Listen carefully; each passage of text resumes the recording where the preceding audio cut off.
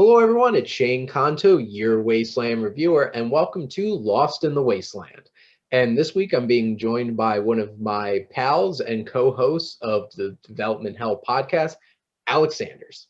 That's right. Thanks for having me, Shane. This is a really great idea. And yeah, development hell. That's right. We're 5 episodes in. So And we're going to be getting a little spoopy on our next video, that's just in right. time for Halloween. That's right. Yeah, that's not my favorite topic. So, probably won't be talking about that in this video. No, I know probably not. in my brother's interview, it became a big part of it because my brother loves horror movies, mostly slasher films. Like I remember growing up and him just watching Halloween, Nightmare on Elm Street, and Friday the 13th all the time. Like all Yeah. of them. Oh, damn. Yeah, they can be fun. They can be fun, but you know. Jason in space. See, and I'd enjoy that more. It's just the ghost stuff I can't do. You know? So starting off pretty straightforward, and honestly, if you watched our first two episodes of the Development Hell podcast, you're going to know the answer to this one already. So spoilers. But Alex, what is your favorite movie? Yeah, I was waiting for this one. Kill Bill Volume 2 is my number one, and I love Quentin Tarantino. I have my New Beverly. I took that off my other part of the wall. New Beverly Nice. cinema poster here. So Once Upon a Time in Hollywood, there in LA. I think the week after that film came out, and so I love Tarantino, and Kill Bill Volume 2 is my favorite Tarantino film, and there's something very personal about it that I think Quentin Tarantino is conveying through all of it, and I don't think he really gets to the personal stuff, the real personal stuff, until the end of that film, and it's there's also sort of a sense of insecurity that is kind of communicated from those characters, and humility that's communicated through those characters, and it when you can kind of strip down, get away, the action and the blood and all everything that goes on in that movie. There's something very real and human in those characters, and I'm fascinated by how all that other stuff didn't get in the way. Mhm. And so that's why Kill Bill Volume 2 is my favorite movie. I was just looking. I've been putting new stuff up in my room and kind of remodeling my room at home, and I was looking up I need to buy something Kill Bill Volume 2 oriented. Um, I'm a sentimental guy, Mhm. and what a lot of people who haven't seen the Kill Bill movies don't realize is that it really is a love story that is just kind of dressed as a revenge movie, and that's kind of what you end up. Spoiler alert! That's what you end up finding out. I had a friend of mine back in upstate New York who said that the movie. She said it was just, oh, I don't want to watch it. It's such guy appeal, and I thought, what? And I thought to myself, okay, I see what she means, but at the Mhm. same time, if she watched it all the way through, I think it actually would have resonated with her a lot more than she would have ever realized. Being a single mother, as that friend is or was, at that time, I think she would be like, "Oh, this is for me." So I think that it's one of those movies you don't judge a book by its cover type of thing. I think it's very interesting that he considers Kill Bill one film. And they're two very different experiences too. Because like the first one is very much what you would expect from it. And it's all the over the top action and craziness. And not gonna lie, the first time I watched the second part, I was a little disappointed. And Same in here. hindsight now, watching it, realizing what it's supposed to be, and that's what expectations can do to you, and why they can cause such knee-jerk reactions to things because you have this expectation of what it should be instead of what it is. And when you look at it for what it is, it's really deep and meaningful. And right up at the end, one of the most interesting bits of dialogue, and honestly what I find in any of Quentin Tarantino's films, is when Bill's describing exactly who Beatrix Kiddo is. Mhm. The whole Superman analogy, it's perfect. And it's Yeah, just like, dang, right. Yeah, thinking no, about no. that. Clark Kent is Superman's critique of the entire human race. He's a coward. He's a fool. He's clumsy. And and it just kind of like, I remember when I was watching that in the theater, I was like, what the heck are we doing? Why aren't we? Where are the samurai swords and the bullets and what's going on here? But the second time I watched it, when it came out on DVD, when Yeah, it I have came out, mine right over there. I can see it on my shelf. yeah. And the yellow and the red right next to each other. Right. That's right. The red is two. Yep. Uh, I remember that. But when I watched it on DVD, that's when it was like, oh, it just hit you right here. Like, wow, there's this real humility, insecurity, sense of loss. Mhm. Um, it's beautiful. I think it's beautifully written, really beautifully written. And who would have known? He went out and made a movie like that. That was a turning point. That is the turning point in the Tarantino career, because up until then, all he had done were these LA crime dramas, which people like my brother, and there's a big camp of people out there who wish he just kept making those, because they were lower budget and they were more grounded. And that Kill Bill was like not grounded. It was like in the air. People are flying, people are doing drop kicks and flips and all this stuff. But he was able to do it in a special way where it really feels like kind of the link in the chain for me between his 90s films and everything that we've gotten from him since. So if you're a Quentin Tarantino fan, it's kind of a wonderful little movie. I'm a huge fan of his historical films, honestly. And like, I'm a huge fan of Inglorious Bastards. And I love The Hateful Eight. Like, there are certain things that oh my God, that voiceover in the middle. Just I laughing. But like, there's know. like the past four films, like I've appreciated where he's went with things in this like alternate history and everything. I it's find kind it of really interesting. it's kind of like when you love a band, and then their later albums, they start writing songs. You're like, well, I love this band and I really like this song. Why did they do this? It's the same sort of thing where it's like, you're not going to just like toss out, you're still going to love him, but he's going to do things. He's got so much freedom. He's going to do whatever the heck he wants, even if we don't like it now. So, Yeah. It's like he could put all the feet he wants in them. Nobody's gonna stop him. right now he's got nobody. He's got the 75, 80 million plus, artistic dreams with every movie. So, Yep. Now, Alex, what is your earliest memory of going to the movies? well, it's funny because it slightly ties into what you and Ethan were briefly talking about, with your memory with Hateful Eight. So my strangely, my earliest memory, earliest one that I can remember, is being in the front row to see Last Action Hero in like sometime in the early 90s. And, Arnold Schwarzenegger. It was kind of a fun movie, actually. I don't know if it was a good movie. I haven't seen it in like 20 years or something, but I just remember being fun. And I was like, oh man, I never want to sit in the front row again. And so, yeah, that's actually my earliest memory. And I know you had to do that with Hateful Eight, the 70 millimeter Hateful Eight. The worst was Jess and I went to go see The Lighthouse on a Friday night at AMC Hamilton, which is a 24.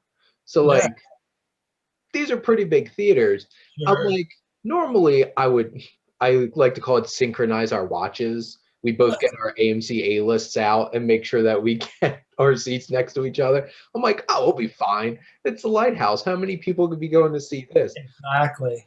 It was booked solid. And I'm like, and we were in the center of the front row sitting like, and you just see like Willem Dafoe being like, why just spill your beans, Tommy?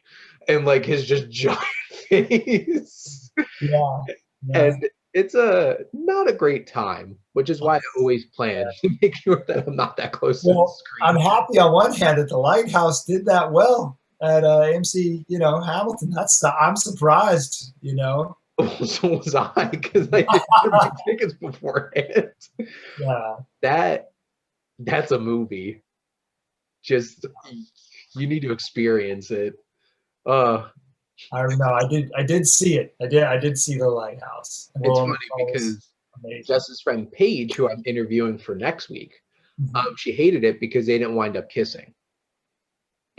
Because there's just so much sexual tension, just like so much tension between the two of them, and it's just like they're either going to start doing it or they're going to kill each other. Yeah, There's one or no the two other. options. That's funny. It's just like that movie is so weird, but I loved it. Loved every second of it. No, that's a good not one you might watch once a month, but definitely that's a good film. Now, Alex, reeling this back a bit. So, what's your favorite genre of film? I thought about that because I know I've heard you ask that question before, and that was when I watched the first video. I was like, I don't know if I'm going to have an answer for that because it's very tough. I mean, we just talked about Kill Bill Volume 2, Volume 1. Like, that's obviously blended genre, but it's not really fair because Tarantino, not only does he blend genre, but he also just kind of has his own Right. movie. But I follow directors, and I think that I guess the best answer I have for you really is that my favorite genre would be some type of drama, melodrama, and family, and that there would be like family melodrama, you Mhm. know, and the reason I say that is because a lot of like my favorite movies incorporate, even if they didn't make my top 10, they have something to do with drama as it relates to relationships, drama as it relates to family. Like I love The Fighter, Mm. yeah, David O. Russell's The Fighter. I love that movie. Silver Linings Playbook. I love that. Manchester by the Sea, Casey Affleck. I really do like those films when they're done well. It's a fine line for me because there sometimes filmmakers try to go out and make films like that, and it feels like when I don't enjoy them as much, it's because it feels like the filmmaker's afraid to make a movie. Like he's afraid to make this feel like a movie, and it feels like something you just see on like daytime TV instead. So that's why movies like Manchester by the Sea, movies like I'm going to throw an old one at you, Five Easy Pieces with Jack Nicholson. Mm. They are small, they are low budget, but they're still movies. Like there's Yes. still things that happen in them are elevated, and it's still, even though it's understated, it's this hyper reality. When filmmakers and actors are able to collaborate and do something like that, it takes me to a very, very personal place. That's what the types of things that inspires me to write songs. And so those are the characters that really get me, and that's a tough answer because I think a lot of those like understated personal stuff, it weaves in and out of different movies and different Mhm. genres, and so that's why drama and melodrama is the best answer I can give you. Like, just to clarify, because you said family, so you love the Fast and Furious movies because they're all about family. um, I No. I like the cars. As I get older, I don't know. If it's a guy thing, I usually dig the cars. I, But not I really could into them. I could not resist. I'm a big fan of David O. Russell's films, and I remember watching Silver Linings Playbook for the first time and just being like, this hit me a lot, like harder than I was anticipating loving this movie. And just everything about it's like De Niro, like caring for the first time in like a long time up to that point. His supporting performance, Jackie Weaver supporting performance. Hey, Chris Tucker pops up in that and is a Right. believable supporting character. And then Bradley Cooper and Jennifer Lawrence just go all in. And Right. then you They're, have the yeah. fighter, which it's like Mark Wahlberg. And there's not many times I'm like in love with a Mark Wahlberg performance. Mhm. Most of the time it's just Mark Wahlberg doing Mark Wahlberg, Yeah. except like The Departed, where like it's the best Mark Wahlberg. Right.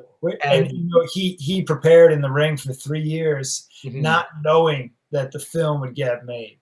There was an uncertainty whether that film would get made. He prepared for, for 3 years, and you got to respect that, because he isn't Christian Bale, he isn't Daniel Day-Lewis, and he knows that. So he just put in the work, and he was awesome, yeah, and oh, Amy Adams, don't get me started. Oh God, she's. maybe we'll be bringing that back up. If you have a But different question about that. why is your favorite Amy Adams? Why? Um, so I think I know the answer to this one, but what is your favorite? Who's your favorite filmmaker? My favorite filmmaker. Oh, okay. Well, obviously, yeah, yeah. Sorry to the Michael Bay fans. Quentin Tarantino, all the way. And, as I get older, and I think I've said this to you and Matt, is that as I get older, and I say this to my friend Jansen, shout out to Jansen, from New Jersey, of course, lives up in Rochester now. We've been quoting Pulp Fiction since we were in high school, because Pulp Mhm. Fiction kind of became this old, it's like this old, like torn up novel that just happens to be a film that everyone discovers somewhere in their teenage years. And everyone talks about it. Like, did you see the movie? The guy's head blows up in the back of the car. I shot Marvin in the face. Like all of a sudden, it just becomes part of the culture. And Mhm. even when I'm not watching his movies, I'm talking about his movies. I think my brother and I quote one of his movies like once a day. You know, and it's just something. There's something very special about that dude and his approach to filmmaking. And even though as I get older, I start to see some of the flaws in his filmmaking, because I have become kind of a critic of him in good and in both good, positive and less positive ways, because I do see other filmmakers and I do watch other films and I do see the self-indulgence in a movie like Once Upon a Time in Hollywood, and the narration issues that I have with his later films, without a doubt. But at the same time, I walk out of the theater and go, God damn, that was a movie. And I don't do that with every other filmmaker every other time I go to see one of his films. It's like going to a rock concert, to see one of his films. That's how I feel. And sometimes the friends that I usually go to see his movies with, they want to drink or something, in the parking lot, and I'm like, I don't want to drink anything. I want to go to a diner afterward, and maybe I'll have a beer then or something. But right now, all I want to do is watch this movie. I don't need popcorn. I don't need candy. I just want to go see a Quentin Tarantino movie. And yeah, man. I mean, my family, my friends, we just love talking about his films. So he is outright my favorite filmmaker, and Scorsese is a close second. I'll say that. Yeah, Martin Scorsese. I Scorsese. It's like you go to a diner and you get a $5 milkshake. That's what you do after. It's like I look and I do a most anticipated list every year for like the coming year's movies. And a lot of them are like Marvel movies because like they're big event things that I can't wait to watch. Yeah, But if I see a certain person's name come up and it's just like, I'm there. Like Sure. Tenet. I watched that first teaser trailer. Couldn't tell you what the hell this movie was supposed to be, but I saw Christopher Nolan's name. Actually, I saw Syncope, and I'm like, Oh no, yeah. I'm done. You got my money now. It's like, You know, it's such an interesting thing about directors because I follow directors. You follow lots of things, but especially directors, because we like. I know you love the Coens, and I really like the Coens too. I was on a bit of a Coens kick about a year ago, actually last summer, the summer before this past summer. The funny thing is, it's so much fun to watch directors, go in and out of genre and try to do different things. And it's sometimes it's fun to watch them fail, and then bounce back, Whereas Tarantino's of this mindset of like he wants everything he do to be like a grand slam, which is both the kind of it's that's a double-edged not double-edged sword. That's kind of like a blessing and a curse in a way, because then he ends up getting praise from the masses, and he makes a lot of money. But then the avant-garde, really, obscure filmmaker critic types are going to criticize that, because his canvas is too big and he's too all over the place, yada, yada, yada. But it's really cool to follow filmmakers. Like I watched a couple or a few Brian De Palma films. Everybody's seen Scarface, but then he's done these other little like Hitchcock-esque films, very Hitchcock-esque films that are like, whoa. And then Scorsese, I bring him up because this dude has had like 3 different types of film careers in one.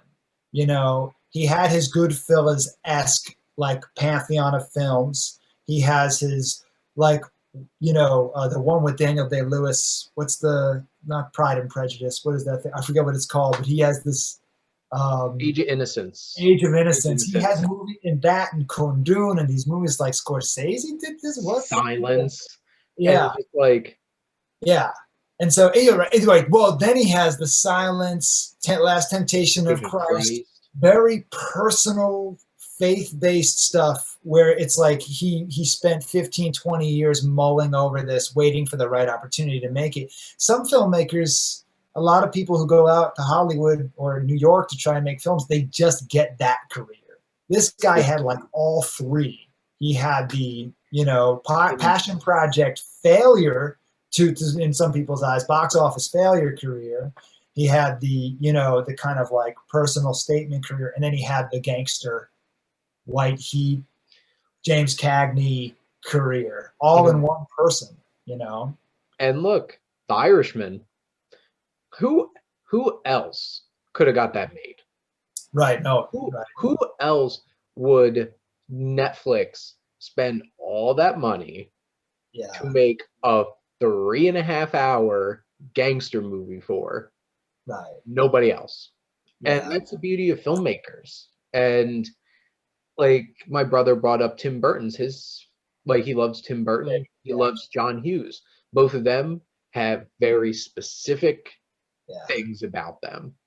And like the Coens, for me, they're my favorite. And there's different tiers of Coens. And the thing is, they know it too. And you can tell when they're like going for like a home run, and when they're going for like, I'm gonna bloop this one in and just have some fun. Burn After Reading, right? Like I feel like Burn After Reading somewhere in the middle ish, and like at the bottom.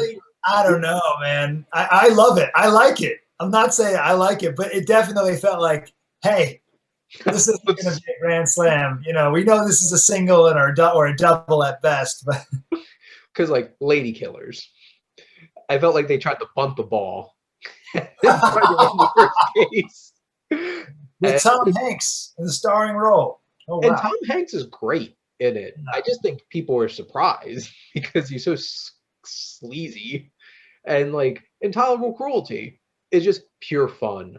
And the second that Suspicious Mind starts playing over the credits, I'm like, I'm all in for this. I gotta see that. I didn't see that one.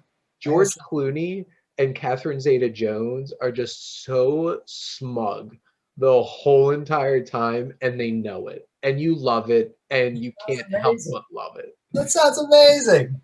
because like it's silly screwball comedy with Yeah, some shocking moments because it's a Coen Brothers movie. right. We need But that. That's why now, it's so great. Great, it's so great to follow these directors. yeah, now this might be where I was wondering if Amy Adams was going to be coming back. But who is your favorite actor, actress? Yeah, Pick I one of know. each if you really want to. Oh, damn. Oh, man.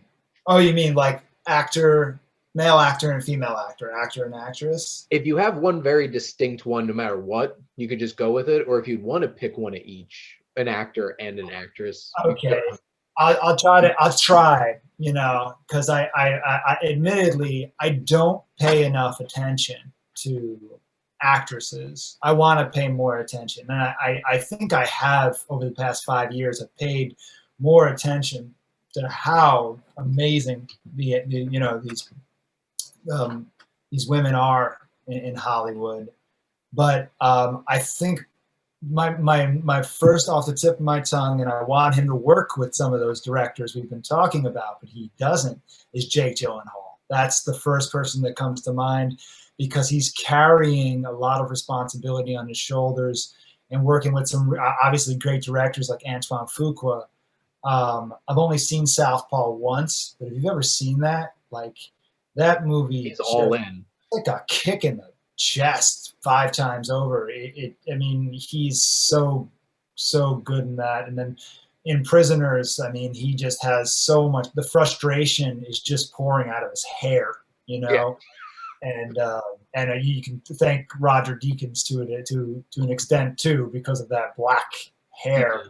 Uh, you know, but so Jake Gyllenhaal is the first one that comes to mind. Amy Adams is the first woman that comes to mind in terms of great actresses. I really do like Anne Hathaway. I think she's really good. I think Anne Hathaway, Dark Knight Rises, for example, I think her character is written pretty subpar. She's a pretty tough job there, and she's amazing. The way she moves, the way she talks, the way she handled that, Mm-hmm. he doesn't get it. It's really underrated. And I think Joseph Gordon-Levitt, same thing. It's very that character. There wasn't a lot for him to work with. He did fine. I like Joseph Gordon-Levitt, but Anne Hathaway is great, and then Amy Adams is just like her. What she did in The Fighter, major crush, and then what she did in American Hustle, just I amazing.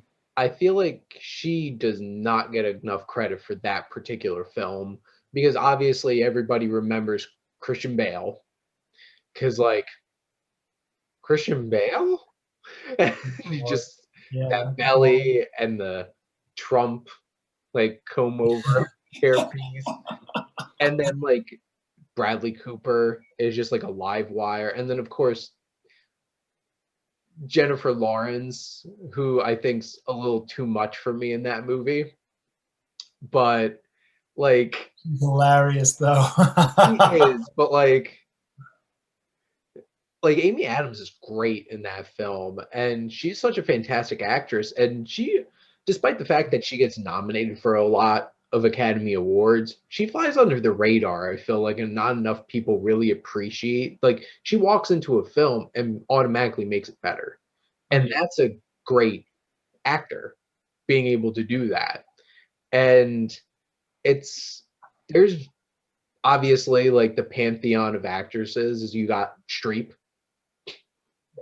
Right. Streep up here with her like 20 some Oscar nominations because like literally anything she's in, just like bam. But like Amy Adams is so great in everything she's in. Her and like Kate Winslet are just Oh God, really I talented forgot. Man, actresses. I forgot about her. She's amazing. And like I'm on a huge kick of some of the young up and coming actresses like Saoirse Ronan. Oh yeah. Love Saoirse Ronan. Margot Robbie.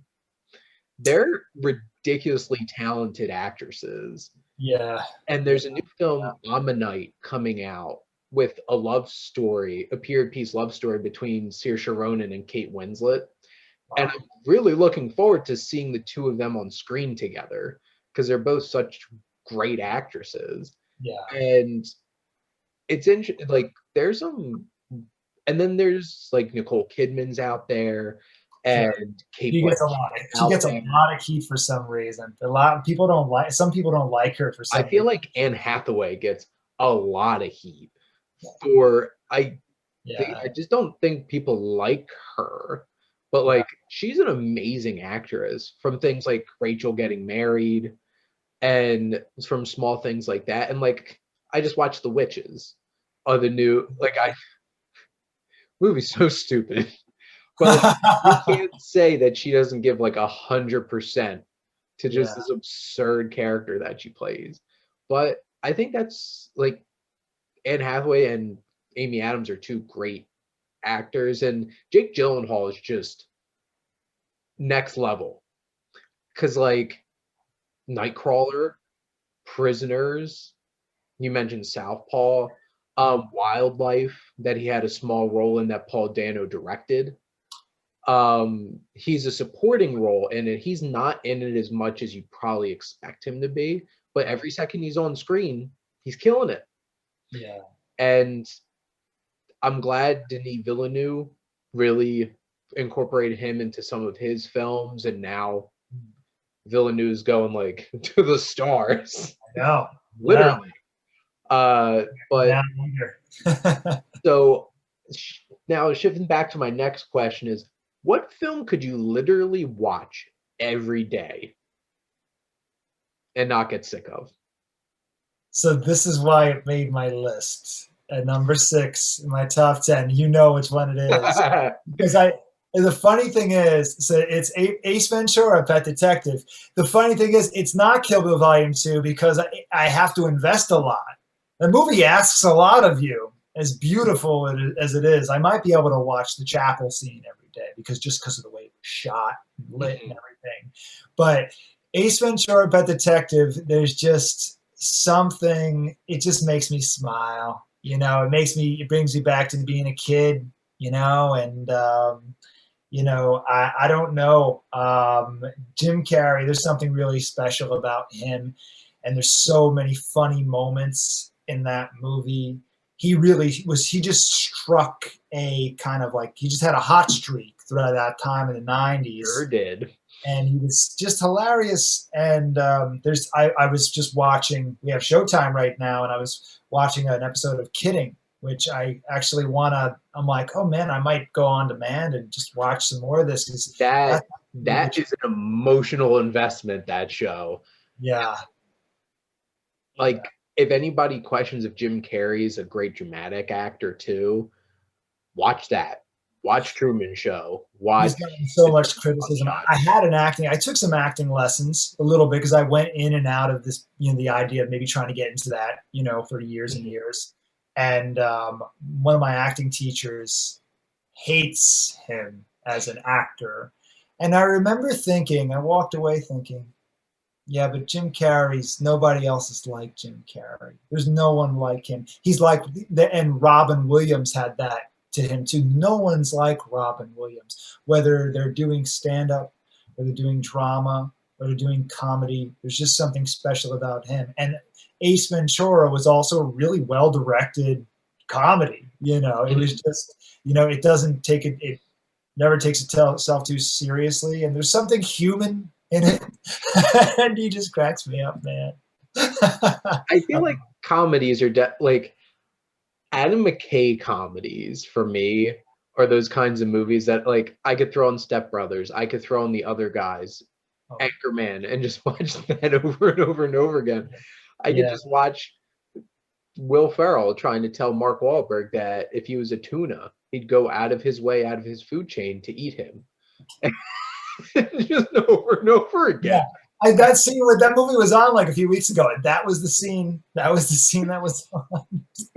And like, I could literally watch Shrek every single day, and I probably could just recreate it in my head at this point. Watch that movie way too much. And I feel like comedies are those kinds of films that it's just like you could strike a chord. You always need a laugh.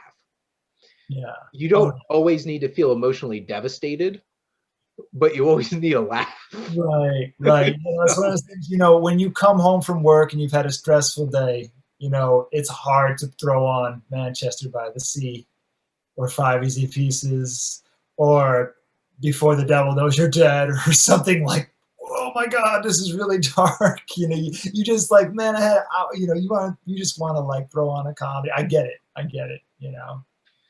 Not every day I want to feel like jumping through the screen and strangling Nurse Ratched, but Yeah, One I Flew Over the know. Cuckoo's Nest is amazing. You mentioned that movie. I love that movie. I have it up here, actually. Yeah. I have a Ken Kesey book too that I have to show you someday when he was like doing his acid trip stuff. Yeah, It's called, yeah. But yeah, no, the Cuckoo's Nest is a movie I watch like once every 4 or 5 years, and I always love it. But I need time away from that. That one asks a lot of its viewers. And some people want to watch that. I mean, I listen to reviewers or listen to people say they want to watch that stuff all the time. I'm like, oh man, in general, for me, I'm not the kind of person in general that needs a particular state of mind to watch a particular movie. Like, I uh-huh. can just throw anything in, but like when I just want to, like, honestly, what I would want every day is just get some time to decompress and laugh.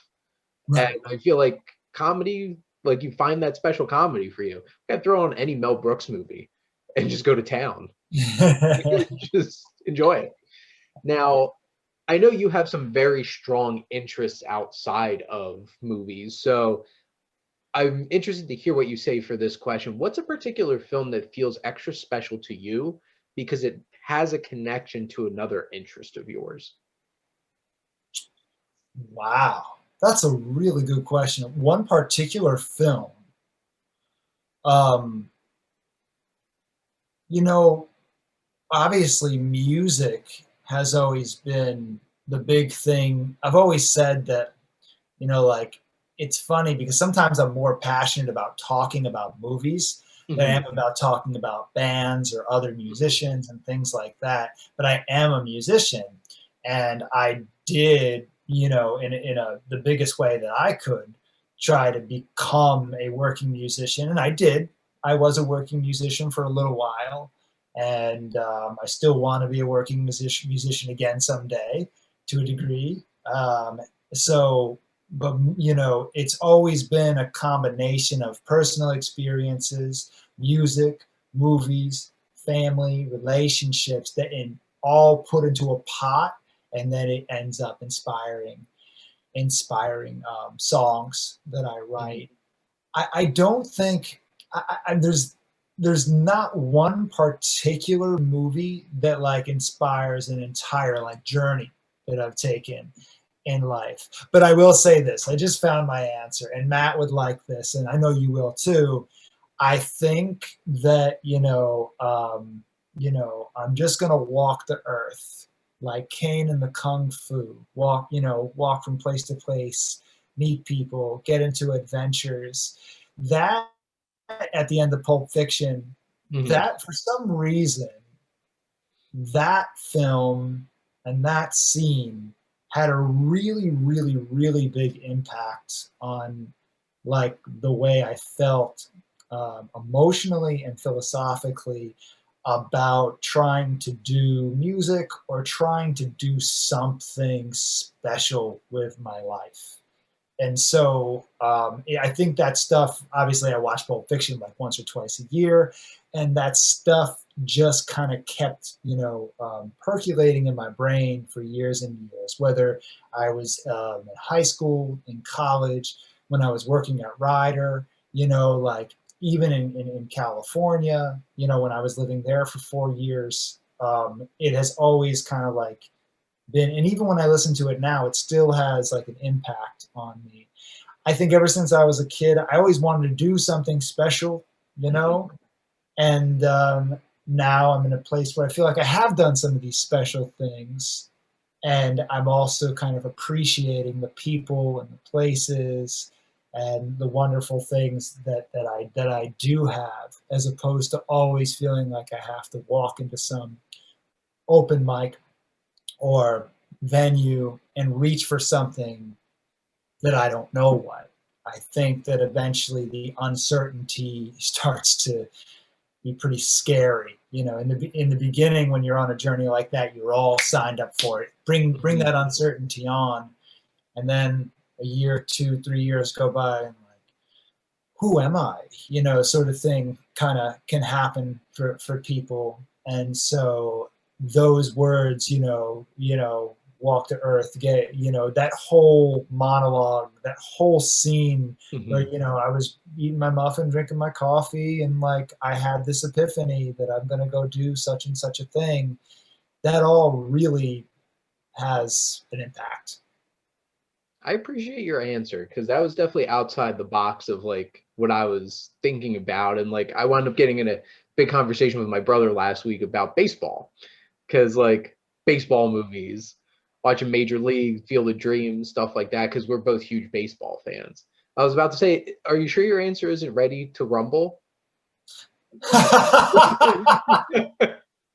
Which is that WCW pro wrestling movie, or like The Wrestler, and like I know I watch films like that and just be like, I get the insider baseball of this Sure. movie.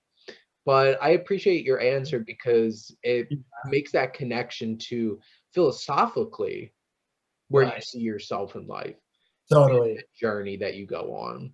Thank you. Yeah, it was a great question. I really appreciate that. That's why it took me a little while to kind of fish for the right answer, but I really think that that's the best answer. Comically, I don't know if you know this. I might have told you when I was a kid. All I wanted to be was funny that you said Ready to Rumble, but it certainly wasn't Ready to Rumble. I don't think I ever saw the whole movie, and it most definitely wasn't No Holds Barred with Hulk Hogan. It's like you just watch Rocky 3 and be like, Thunder Lips. And but like the wrestlers, like, this is what would happen if I became a pro wrestler. Yeah, right. Yeah, no, it's that's another long road, God. But no, when I was a kid, that actually is what I wanted to do, and I'm glad that I didn't. And I respect the people who have tried and to go into it. That's a very, very tough life. And so no, but I'm relieved that I didn't pursue that for the most part. Now, I'm interested in what you say about this question. So, who is a particular film character that you feel like you connect with on a personal level? Jules is definitely one of them. The other one that you're familiar with, because I had you review it a number of years ago, was George Clooney's character in The that. American? Yes, The American, which is not a very well liked film, and I understand why. But that character, I'm usually not a big fan of those types of films, but I think at that time in my life when that movie came out, despite the fact I was playing music and I had a girlfriend and I was working, when you get home from those things, there's a real isolation to it. There's an isolation and loneliness and desperation about that character that really resonated with me. And so yeah, that's definitely a character I feel I'm definitely personally drawn to, or have been personally drawn to those types of characters in my life. I think that's changing, you know. I don't think I'm as drawn to those characters now as I once was. Because it's just isolation, and the loneliness, desperate. I'm not as drawn to that. I'm still drawn to characters who have, who are layered with humility and insecurity, like Bud in Kill Bill Volume 2, and Bill, and every character in that freaking movie. So I don't think I'm as drawn, but that's definitely for my mid-20s. That's definitely a character I was personally drawn to, for sure. We'll see who I'm drawn to next. It's an interesting answer, and I think about one that just and it's interesting that you put like where you are specifically in your life because that answer is probably going to change. just specifically where you are at a particular point in your life. Because like, probably a lot of people sit around being like Tyler Durden and Fight Club, or like stuff like that, because they're a bunch of angsty young people. And then you grow up and then you're I just fuck like, like you want to fuck. and it's just like, it's like what popped in my head is just like Carl Fredricksen from like the first 10 minutes of Up. And The it's just first like what? Carl Fredricksen from the first 10 minutes of Up. Find Oh, that special person and you just connect and have that yeah, special thing. And I just don't want to become a grumpy old man like Carl Fredricksen. So yeah. that's why it stops after the first 10 minutes. Yeah. These questions are good, but I don't know if I can. I'm allowed to do what I guess. I can do whatever I want, but they're these characters that's what makes such great characters, because they just resonate. Harvey Keitel's character in Mean Streets is another one that did influence some of my songwriting. But Harvey Keitel's character in Mean Streets is a big one. Those types of characters who are the middleman for all the people and all the things around them, and they carry around this guilt with them, and they don't really do anything bad, but they're an accomplice to and part of a group of things that happen that are bad or Mhm. not so great, that they're not proud of doing. So I think that, and you bringing up the character in Up he's like an old man, right? Well, so like the first 10, well, like the first 10 He's not minutes of he's Up, not an old man the first 10 minutes. no, he starts from like when he's a kid, and then it's Oh his whole life over the first 10 minutes. And then, yes, he's an old man the whole rest of the movie. yeah. Like, Yeah. I feel like I jumped straight to being a dad. Like, once I hit like 20 years old, I'm just like dad jokes and I'm just ready. And Sure, sure. it's like, it's interesting who we connect with on screen. And I have an actual answer to that question, who I feel like I connect with most, but I'm going to save that for another time. Okay, And okay. but so this is a fun one because I really look forward to hearing what people say that for this question. What's a film that you love that you think would surprise people that you love this film? Okay, well, Ace Ventura was obviously the one that, I had to warn you guys on our top 10 list. A film that I love that people be surprised about.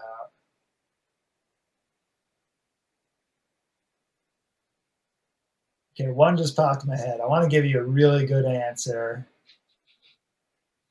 I don't know if there's a film that I necessarily love that is one that people will be like, "Oh my God, how could you like that?"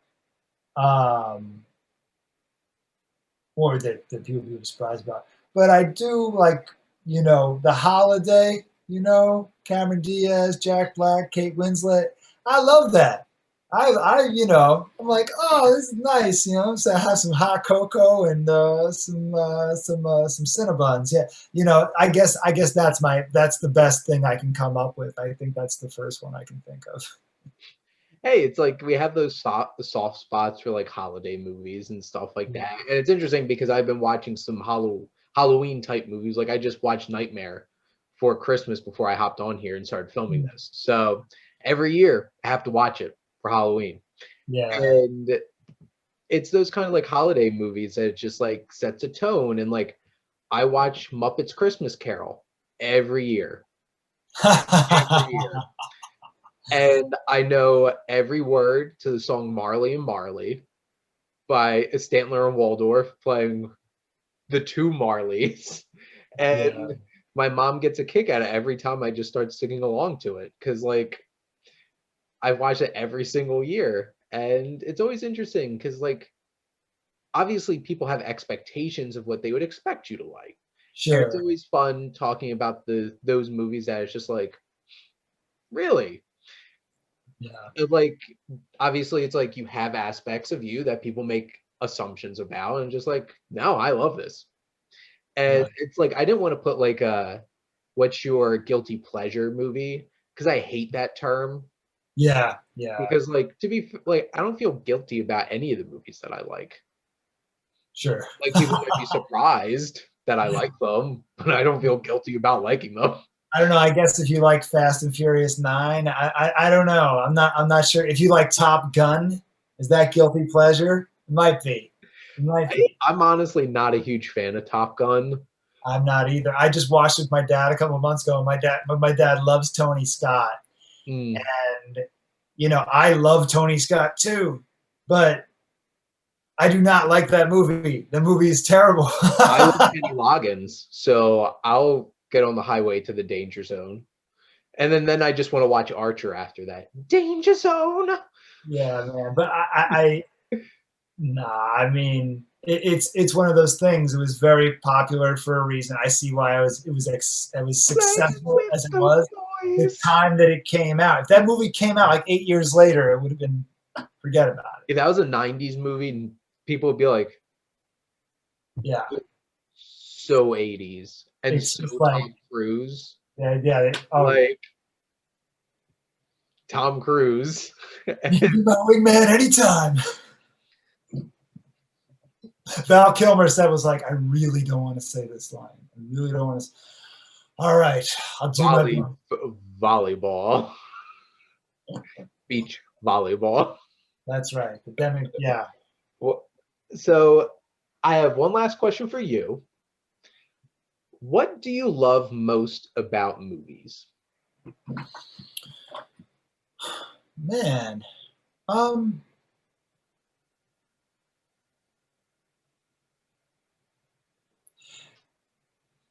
it's a great way of being with people. It's a great way. It really brings people together. That's, and what it's so great because, like, I think about my mom and my dad. Growing up, we would always go and see movies together. And they had a tough separation when I was a kid, but we would always go to the movies together, and we would always have something to talk about because of movies. So I love movies because they do bring people together, even if they're not physically together. They bring people back together, like they do with our podcast and with your channel, and that's a really special thing.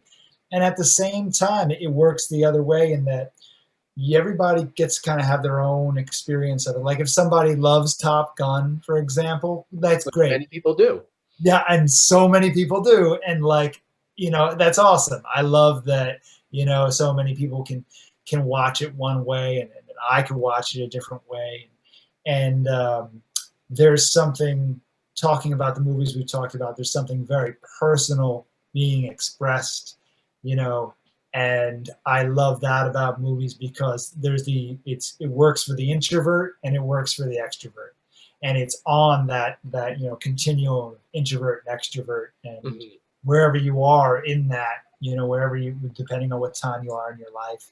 So it makes it great movies can make you feel, something within yourself, and then you can kind of go out and express that with other people that you love or other people that you meet. And that's a really cool thing. And then finally, like I said, I didn't become a filmmaker. I became a musician and a songwriter, and I do these other things.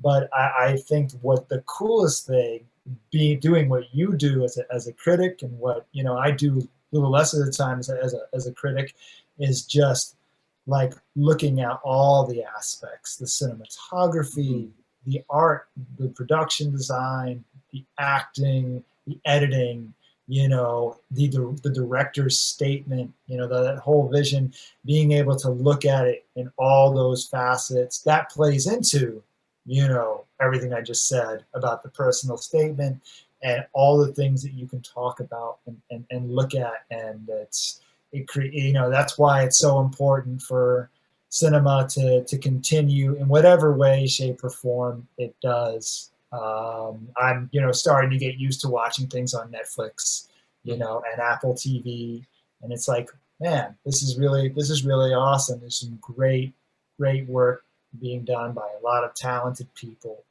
and so many people that you don't even hear about or know have these careers and do these wonderful things, because of these projects, and it's looks like a very tough industry to be in. So Mhm. uh, God bless them, and hopefully they keep making the art for us to be able to plug into. And I love that answer because I remember like thinking about how movies can bring you together. It's like that's why I made my channel was to talk movies with people. I end every review with telling people these are my thoughts. Let me know what you think. Let's talk some movies. And I Yeah, mean it because I want to talk movies. And seeing like Captain America Civil War with 12 people with I was one of so them. many like such a variety of backgrounds of Marvel movies. Like Haley was sitting next to me and she hadn't seen like the past couple of them, so I had to keep telling her stuff. But like, and then there's me who like I was watching a new film called The Nest and had Carrie Coons in it. I'm turning to Jess, I'm like, Carrie Coons was in the Avengers. Can you guess who she played? And I knew 100% she wouldn't know who she played, but I wanted to ask anyway. She played Proxima Midnight. Oh, And like, I know who that is. 99% of people won't know who that is. But right. like, that's where I was, but I was there with other people. And like being able to go see a Marvel movie with like 15 people or a Star Wars movie Yeah. and love seeing movies with my other brother John because I don't react a lot Mhm. watching a movie, and it frustrates the hell out of John because he turned to me at the end of Infinity War. He's like, "Say something," and I was just sitting there like just in silent. I didn't have words at the end of Infinity War, but then John is a movie talker, and like he's very expressive watching movies. And one of my favorite moments is sitting there with him and my brother Ethan watching Thor Ragnarok. And the beginning scene is Thor's kidnapped by the fire demon Surtur, who's voiced by Clancy Brown. Mhm. And John, after like, he's like, "Oh my God, it's Clancy Brown." It's like out loud in the theater. And I'm just like, I love moments like that. It's hilarious. And like you're watching Thor Ragnarok, nobody's taking this too seriously. So let's have some fun with it. I And know. like some moments, like I miss going to the movies too because I was really connecting with my mom. I would take her to Yeah. the movies. Don't take your mother to go see a Yorgos Lanthimos film though.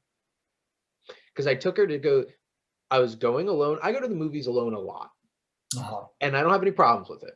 And my mom's like, "Why are you going alone?" I'm like, "You do not want to see this movie." And it was Killing a Sacred Deer. And I'm Oh. like, "You do not want to see this movie."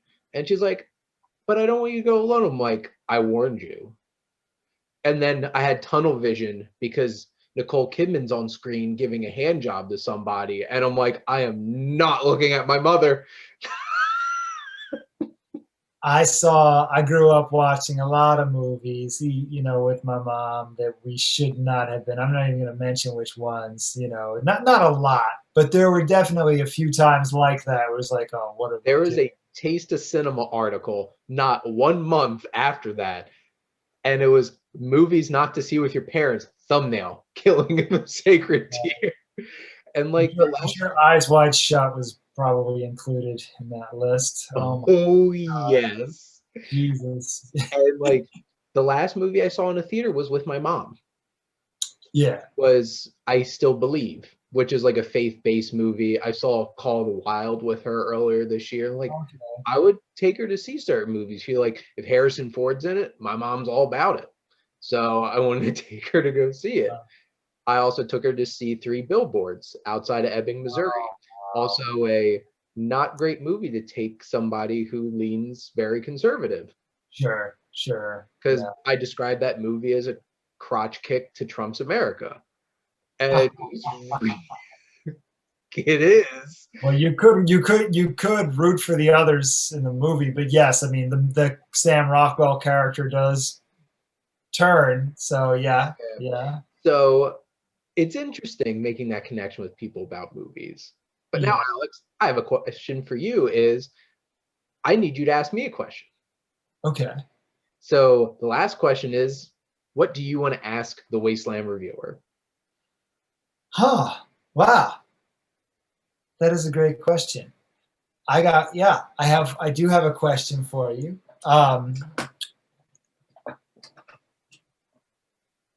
Because you watch a lot of movies and you know a lot about film, and so in a way you've been studying these Mhm. films, not in a true sense of going to school for it. Took a few classes. Right. Okay. Okay. Yeah. So where are you in your mind and getting into filmmaking? Do you have any thoughts, ideas, plans of getting into the filmmaking business in any way, shape, or form? It would be cool, be really cool. I already have a full-time job and a part-time job related to my full-time job. Right. And then this is a part-time job. Sure. And it's like, it'd be really cool, but like, I feel like I'm pretty entrenched in what I'm doing, which I also have a strong passion for helping people. And I love helping people learn. Mhm. And, but I have 4.5 scripts written, like actual full length scripts, Wow. and half of one. Wow. I need to get back to actually writing it. That's Probably awesome. need to finish it. Yeah. It was honestly, I was having motivation issues writing that one because, like, the first four, I thought about for years before I even put a word down. And I saw the whole film start to finish in my head. Like the camera angles, when to edit, everything. It's just there in my head. And they're related. It's like a saga of 4 films. Sure. And then the one that I was trying to work on most recently is extremely personal Mhm. and draws on a lot of things I've actually experienced in my life. Obviously, it's fictional and I take some serious licensing with creative licensing with my life, but Sure. there's Sure. certain things that are hard feelings for me to confront, and it's been hard trying to put that into, because like I feel like from like a screenwriting perspective, my weakness is dialogue, Okay. and this is very much like a very human drama making dialogue, because like the other ones are very genre, like that's what I do best. I love genre films and I come up with ideas. I have a whole entire spreadsheet of like 20 film ideas, script ideas. Mhm. And some of them are at different places. Some of them are like my own political ideas kind of like channeled into a movie, and for better or for worse. So like my 1984 in a movie, Yeah. and like I have ideas for all kinds of stuff and like certain things that I would love to adapt or remake. Like Sure. I want there to be a real I Am Legend movie, like Richard Matheson's actual book made Sure. into a movie, unlike Right. the 3 movies that are based off of it that never really feel like it. And I have all of these ideas, and like I've thought about going somewhere with them. They're all just sitting on my laptop, these 4 scripts that I do have. And I don't know. It's like right now, I write for Sif Pop. I review movies on YouTube, and now really enjoying making these shows with people, and where Yeah. I could legitimately talk movies with people, and I love that. So like, I haven't gotten to the point where the love for that has reached the point where it's overcome my love for what I do for full time. Yeah. So like, I don't have any like strong feelings to get really involved in filmmaking, Yeah. but it would be cool. Let's just Sure. put it that way. Well, It I would be think you're cool. honestly, to be honest with you, I mean, I think, you know, you you are maybe not necessarily submitting screenplays, but because you do have screenplays and you're writing them, you are in a sense, involved in the art of filmmaking in that way. I remember when I worked in social work in LA for a year, toughest year of my life. Uh, um, I would have a 2-hour train ride to and from, where I lived. And there was I knew he was a psychologist, and he had like a caseload of like 400 people, and on his way back, he would sit in the quiet car because he wanted to work on screenplays. And I said, "Oh wow, you write screenplays?" Yeah, it's just like that's my passion. When I'm done with work, I go straight to work on the screenplays, and I'm like, man, this dude. It is like 6 o'clock. This dude, by the way, he also he at the time I knew him. He was homeless too. This is a psychologist in LA, writes screenplays. He's going back to sleep in a shelter. He's on his laptop writing a screenplay. Oh my lord, so it makes you think like, wow, that's so cool. Like this guy, he does his thing, he does what he does. Very smart dude. Here he is hustling, in his art and what he loves. Hmm. Uh, but I guess I also my other reaction to what you said is, as a film critic, you are in the industry already, and you're involved in the end of it, that is receiving it, and Hmm. then because you've already helped me, like I just saw this trial of the Chicago 7. I wouldn't have watched it if you didn't, talk about it, review it, and tell me about Now the question is, did you enjoy listening to Sacha Baron Cohen as like Christopher Walken? Or it. Yes, I did. I thought he was great. I loved it. I thought he was wonderful. I thought it was a good movie, and I do. But it's funny you mentioned Walken. My mom and I were watching Stand Up Guys with Walken and Pacino and Alan Arkin the other day. It's actually a really sweet movie. It's actually a sweet film, and it was funny. I actually got a kick out, and I think I just love Al Pacino. I don't care what anybody says. Overactor this. But no, I thank you for what you're doing, with your reviews and what you do with your channel, because it does, open up people's minds, and you're very authentic, and you're very also you are dedicated to films, and that we need people like that. We need people to do that. Yeah. well, I appreciate that. And honestly, I don't like saying bad things about movies because, like, a lot of people put a lot and heart and soul into making them. Mhm. And I'd rather come from the framework of, like, yes, I can look at it purely from like an artistic standpoint, and there's films more of artistic merit than others. But like, I feel like there's always an audience for something. And I'll even say, if I didn't like this, I feel like I was talking about one that stuck out to me this morning that I filmed was the Netflix show Emily in Paris. Like, if you're a French person, you're probably gonna hate this show because like doesn't really paint French people in a great light. Sure. It really wasn't for me. Like, there's some charm to it. It was an easy watch for me, but I'm like, if you love rom-coms, like, this is Just for you. right. Watch Right. it. And like Hubie Halloween. Oh God. Like, Adam Sandler movies haven't been my thing since like Anger Management. Uh-huh. Like, I Right. even rewatched Click recently, and I'm just like, Yeah.